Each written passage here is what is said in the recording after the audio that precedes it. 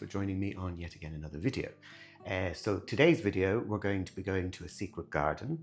And a very dear friend of mine, she loves to go very often to Portugal. She has a place in Portugal. And when she comes back, she always raves about the Pastéis de Nata, the best Portuguese tarts in the world. So I'm going today and I'm going to surprise her because I'm going to bring some Pastéis de Nata. But these are a little bit cheat. So I'm not going to say anything to her and I'm going to wait to see her reaction. Of course she's going to tell me they're nice, but I want to see if she's going to tell me there's something different about these ones. So let me run through with you. This is like a 5-year-old could make these. So there's no excuse, guys. Get out there and make them. On the other hand, we have no news about Scooter and Peggy this week. They have both been on their best behavior. I don't know what's going on there, but something's brewing. I can feel it in my waters. Okay, let me run through with you what you need. First thing you need is you need your muffin tin, bundt tin, whatever you call this. And whatever size you have at home is perfectly fine. Don't get obsessed about the size. Then you will need a pastry cutter or a pint glass. Depending on the size of your tray, you need it just to be slightly bigger than the actual bundt tin itself. A whisk, a pastry brush, a saucepan, and your ingredients are 400 milliliters of milk, whole milk, 3 tablespoons of custard powder, that's the cheat, say nothing, 1 or 2 strips of unwaxed lemon, or lemon, any lemon, and a teaspoon of cinnamon, a teaspoon of vanilla extract, 150 grams of caster sugar, 3 egg yolks, and some butter for greasing your tray to make sure nothing sticks. You also need a sheet of shop-bought puff pastry, because as you know, Nikolai does not make puff pastry. Life is way too short and far too sweet. Okay, let's get started. First thing we're going to do is we're going to butter our tray. And you want to do that generously, yeah, to make sure it doesn't stick. Now, you don't need to sit there and watch me buttering 12 muffin things. That's done. Now we're going to cut out our circles. And then you're just going to pop these in to your tray, like so.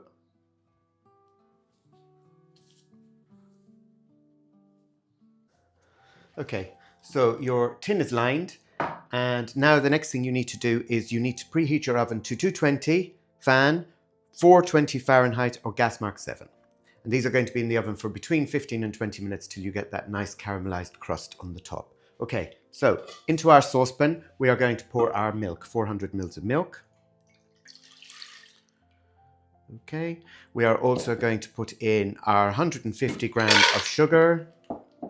We're going to put in our 3 or 2 strips of lemon rind. And then we're going to also put in our 3 tablespoons of custard powder. Okay, we're going to give that all a good whisk. And then we're going to put that onto the hob to thicken. Okay, once it's thickened, we'll whisk in, we'll pour it in back into the jug, we'll let it cool slightly, and then we'll just whisk in our 3 egg yolks. So now it's ready, but I did have to add approximately another 200 mils of milk. I don't know why, but it was very thick. So I added my 200 mils extra of milk. Now I'm just fishing out my pieces of lemon. Okay, I have to say to you, it smells divine. And what we're going to do now is we're going to pour it into this bowl. And I'm going to show you the consistency that you can see. So of pouring consistency is what you want. Okay. We'll whisk that a little just to let some of the heat out. And into that I'm going to add a teaspoon of vanilla extract. Now we're just going to leave that for 3 to 5 minutes just to get the excess heat out of there before we whisk in our eggs. Okay, so now for the final part that's slightly cooled, we're going to put in our 3 egg yolks and we're just going to whisk those in until they're fully incorporated. Okay, so it'll be handier for filling our tray. We want to fill these 2/3 full. Scooter and I had a conversation a few minutes ago and he told me that he never tried these before, that I must have made them when he was out on a date with Peggy or something. I reckon he's just chancing his arm because he wants to try one today. We shall see. Okay, so you're going 2/3 full. And these are going to go into your oven for about 20 minutes, 15-20 minutes. Keep an eye on them.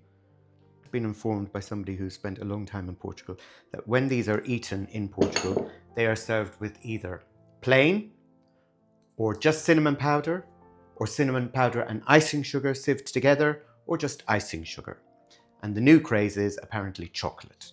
But we're not going to do that. Today we're going to do the cinnamon and the icing sugar. So into the oven these are going, 15-20 minutes, and I'll let you see them when they come out.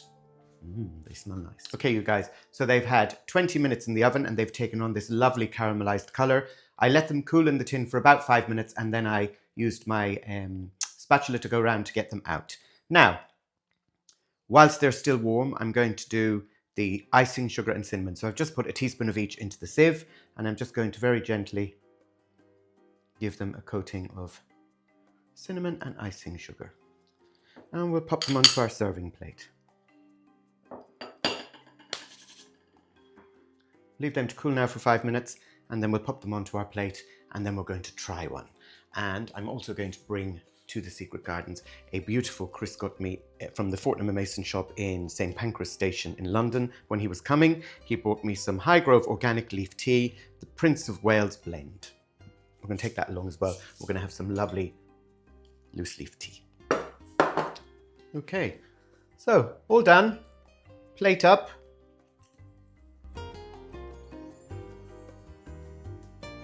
You can hear nice crispy bottoms.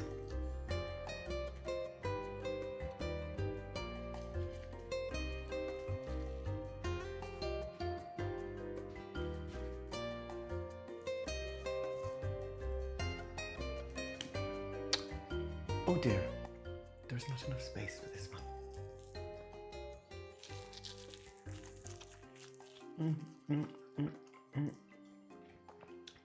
Oh my God. Look at the steam still coming. And look who's come along, hoping that some's going to fall on the floor. Yes, Scooter. Into bed. Into bed. You want to try some? Now, do you remember the taste? Do you remember having some before? Or you're still not convinced?